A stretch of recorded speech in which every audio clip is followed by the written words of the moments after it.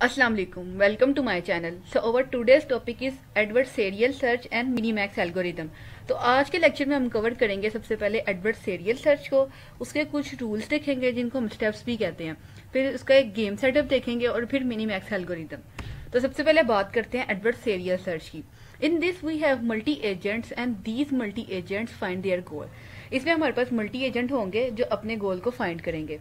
Game theory, business theory and business strategy, these are all adversarial search. Game theory, business theory और business strategy को इन सबको हम कहते हैं adversarial search. In this situation, it is difficult for us to find our goal because on the other side we have our opponent who are in a competition with us. Adversarial search जैसी सूरत हाल में गोल को search करना कुछ difficult होता है क्योंकि दूसरी तरफ ओपोनेंट भी होता है जो कि कंपटीशन में हमारे साथ होता है।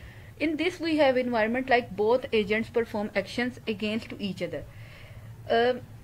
इसमें ऐसा इन्वायरमेंट होता है कि जो एजेंट्स होते हैं वो एक दूसरे के खिलाफ यानी एक दूसरे के अगेंस्ट एक्शंस को परफॉर्म करते हैं। It is very complex and hard to solve. जैसे कि कोई टॉय प्रॉब्लम होती है लाइक टिकटॉक टॉय, तो उसमें अगर इन्वायरमेंट का पता हो तो हमारे ओपोनेंट को तो गेम बहुत ज़्यादा कॉम्प्लेक्स हो जाती है और बहुत मुश्किल हो जाती है सॉल्व करना। यानी जिसके साथ हम खेल रहे हैं, हमारा जो दूसरी तरफ ओपोनेंट है या दूसरा प्लेयर है, अगर उसे इन्वायरमेंट का नॉलेज है तो वो मतलब गेम को खेलेगा भी ठीक तरीके से, जिसकी वजह से हमारा गेम को खेलना कॉम्प्लेक्स हो जाएगा और जो प्रॉब्लम है उसे सॉल्व करना मुश्किल हो जाएगा। When we generate this in the form of tree, then a very big tree generated. जब इस गेम को हम ट्री की फॉर्म में जनरेट करते हैं तो एक बहुत लार्ज ट्री जनरेट हो जाता है। In this we have some steps like it is deterministic, turn taking, two player and zero sum. इसमें हमारे पास कुछ स्टेप्स होते हैं जिसमें सबसे पहले है डिटर्मिनिस्टिक, यानी फाइनाइट नंबर ऑफ स्टेप्स होंगे, क्योंकि अगर इनफाइनाइट होगी तो गेम तो चलती जाएगी, तो इसलिए इसमें जो स्टेप्स होते हैं वो डिटर्मिनिस्टिक होते हैं। टर्न टेकिंग भी होता है, यानी पहले एक प्लेयर अपनी टर्न लेगा फिर दूसरा लेगा। टू प्लेयर यानी कि दो प्लेयर्स होंगे, ऑब्वियसली बात है। जीरो सम इसलिए कि अगर एक प्लेयर भी नहीं जीता और प्लेयर टू भी, यानी प्लेयर वन भी नहीं जीता और प्लेयर टू भी नहीं जीता तो जीरो सम हो जाएगा, यानी ना उसका कोई स्कोर बना और ना ही प्लेयर टू का कोई स्कोर बना। डिटर्मिनिस्टिक फुली ऑब्जर्व इन्वायरमेंट, यानी अगर इन्वायरमेंट का पता होगा तो ही हम अपना अच्छा परफॉर्म कर सकेंगे। Both agents perform alternate actions, दोनों एजेंट्स अल्टरनेट एक्शंस परफॉर्म करते हैं।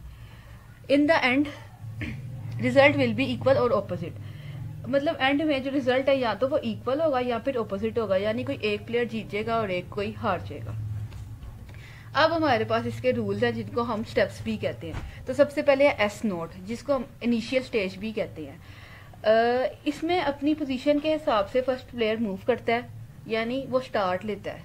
उसके बाद प्लेयर्स, यानी कि दो प्लेयर होंगे और कौन सा प्लेयर किस स्टेट में मूव कर रहा है ये प्लेयर जो है ये इस चीज को डिफाइन करेगा, यानी किसकी बारी चल रही है।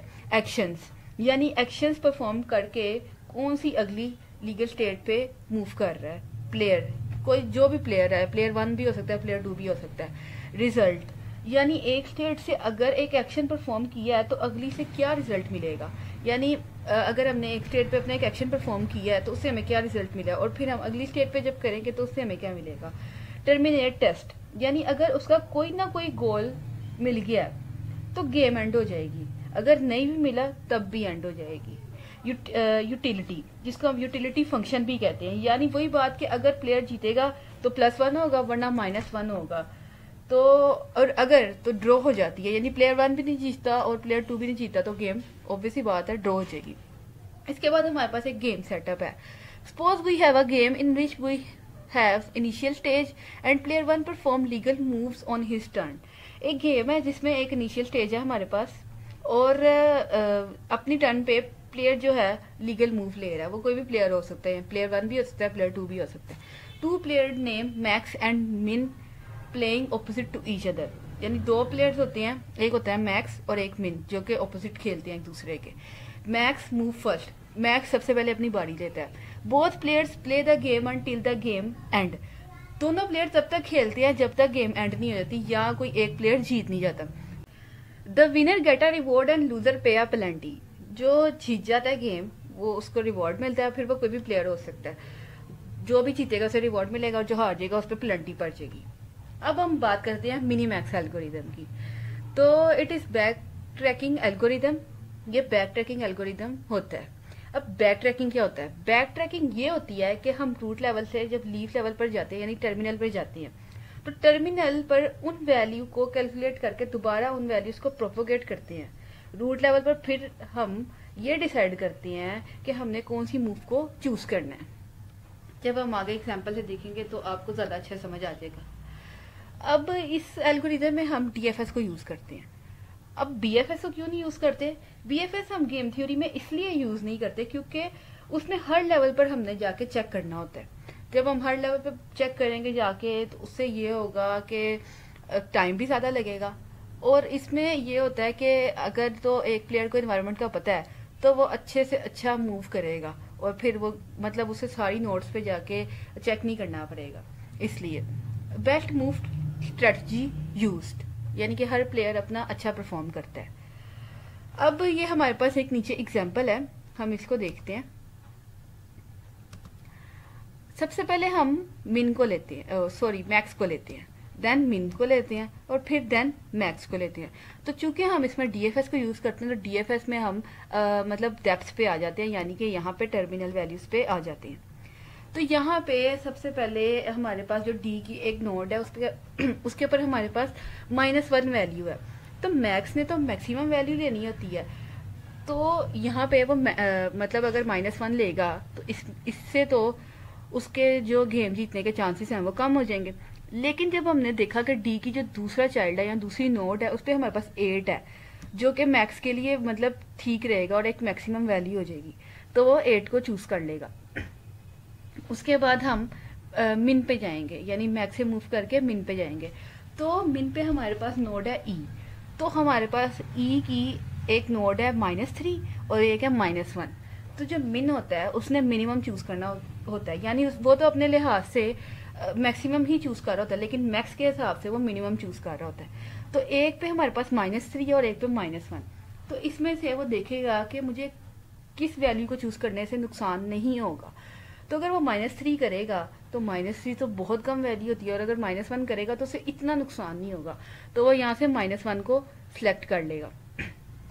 उसके बाद दोबारा से मैक्स पे जाएंगे। तो यहाँ से हमारे पास एक सी नोड है। सी नोड से हम यहाँ पे एफ पे आएंगे सबसे पहले। तो एफ पे जब हम आएंगे तो यहाँ पे हमने मैक्स को कैलकुलेट करना है। तो यहाँ पे एक नोड पे हमारे पास 2 है और एक पे 1 है। तो जाहिर ही बात है कि हम 2 को सिलेक्ट करेंगे क्योंकि हम मैक्सिमम के लिए कैलकुलेट कर रहे हैं और हमें अपनी मैक्सिमम वैल्यू चाहिए। उसके बाद फिर हम ऊपर जाएंगे तो वहां पे फिर हमारे पास सी है। तो सी से अब हमारे पास ये जो जी नोड है इसके ऊपर हम आएंगे। तो यहाँ से हमारे पास एक है -3 और एक है 4। तो अब हमें मिनिमम वैल्यू चाहिए। तो अगर हम -3 लेंगे तो वो बहुत छोटी हो जाएगी, और अगर 4 लेंगे तो वो मिनिमम के लिए ठीक रहेगी। तो इस तरह से ये एक एल्गोरिदम चलता रहता है। Max will try to maximum his utility, यानी मैक्सिमम जो मैक्स है, जो मैक्स प्लेयर है वो अच्छे से अच्छा परफॉर्म करता है ताकि जो उसका रिजल्ट आए वो अच्छा है। और min will try to minimize his utility, यानी जो मिन है वो मिनिमाइज यूटिलिटी परफॉर्म करता है, यानी कि वो अपनी तरफ से तो मैक्सिमम ही कर रहा है लेकिन मैक्स के हिसाब से वो कम से कम अपना रिजल्ट शो करवा रहा होता है। अब हम बात करते हैं टाइम कॉम्प्लेक्सिटी की। तो ये हमारे पास होता है बिग ओ बी की power d, where b is branching factor and d is depth, इसको पहले भी कहते हैं। In this game we have 3 choices, so time complexity of this game is 3 की power 2 which is equal to 9। अब हम ये इसको किस तरह कह रहे हैं, हमने इसके अंदर अपने देखे होते हैं कि हमारे पास जो लेवल है वो कितने आ रहे हैं। तो इसमें तो हमारे पास 3 लेवल आ रहे हैं, एक लेवल है ए, एक बी और एक है डी। ये जो नीचे वाला होता है ये हमारे पास टर्मिनल वैल्यूज होती है, ये लेवल काउंट नहीं होता। और हमारे पास प्लेयर कितने हैं 2, तो यानी 3 जो है, यानी कि बी को हम कह रहे थे ब्रांचिंग फैक्टर और डी को हम कह रहे थे कि यानी डेप्थ या प्ले यानी कि प्लेयर। तो हम 3 हमारे पास ब्रांचेस हैं, यानी कि ए बी और डी। तो हम 3 की पावर 2 कर देंगे, जो कि हमारे पास 9 हो जाएगा। Suppose in chess on average there will be 35 moves, so the depth for one player is 50 and for second player it will be 100। So time complexity for this will be 35 की power 100 which is equal to 2.5515 and up to so on. तो अगर हम chess वाली game की बात करें तो उसके अंदर हमारे पास जो एवरेज मूव्स होती हैं वो 35 होती हैं, और हर प्लेयर के पास जो डेप्थ होती है ना वो 50 होती है। तो एक प्लेयर के पास अगर 50 होगी तो दूसरे के पास वो मिला के 100 हो जाएगी। तो इस तरह से 35 की पावर 100 जब करेंगे तो हमारे पास ये वैल्यू आ जाएगी। तो ये था हमारा आज का लेक्चर। अगले लेक्चर में हम कवर करेंगे अल्फा बीटा प्रूनिंग को, जो कि एडवर्सरियल सर्च से ही रिलेटेड होता है। तो आज के लिए बस इतना ही। अगर तो आपको लेक्चर पसंद आया है तो वीडियो को लाइक ज़रूर करें और कमेंट में ज़रूर बताएं और चैनल को ज़रूर सब्सक्राइब करें। तो आज के लिए बस इतना ही। उम्मीद है आपको समझ आया होगा।